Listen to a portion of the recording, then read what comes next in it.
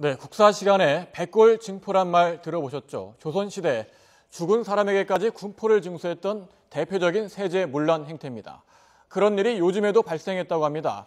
국세청이 사망한 사람에게도 세금을 부과하고 제대로 관리하지 않은 금액이 1,200억 원에 달한다는 사실이 감사원 감사에서 적발됐습니다. 황혜경 기자입니다. 서울 동대문구에 살던 A씨는 지난 2008년 9월에 숨졌습니다. 하지만 관할 세무서는 2년여가 흐른 지난 2011년 1월 A씨가 사망한 사실을 알면서도 증여세 28억여 원을 부과했습니다. 과거 명의신탁을 받은 주식이 있다는 이유에서입니다. 지난 2005년에 숨진 B씨에 대해서도 4억여 원의 양도소득세가 부과돼 있습니다. 2010년 상속세 조사에서 B씨가 사망 전 주택 양도소득을 신고하지 않은 사실이 드러났기 때문입니다.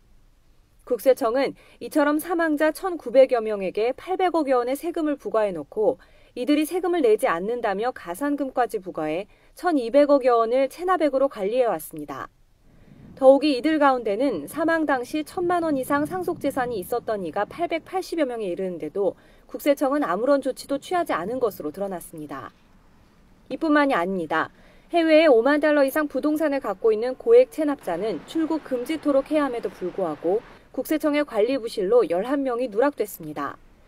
그 결과 수억 원을 체납한 사람들이 해외로 나가 들어오지 않거나 자유로이 국내를 드나들고 있는 것으로 확인됐습니다.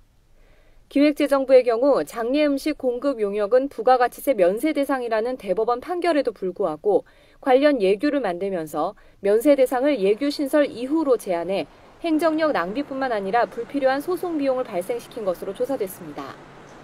감사원은 이 같은 감사 결과 12건을 확정하고 사망자에게 국세를 잘못 부과하는 일이 없도록 업무를 철저히 해달라며 주의를 촉구했습니다. YTN 황희경입니다.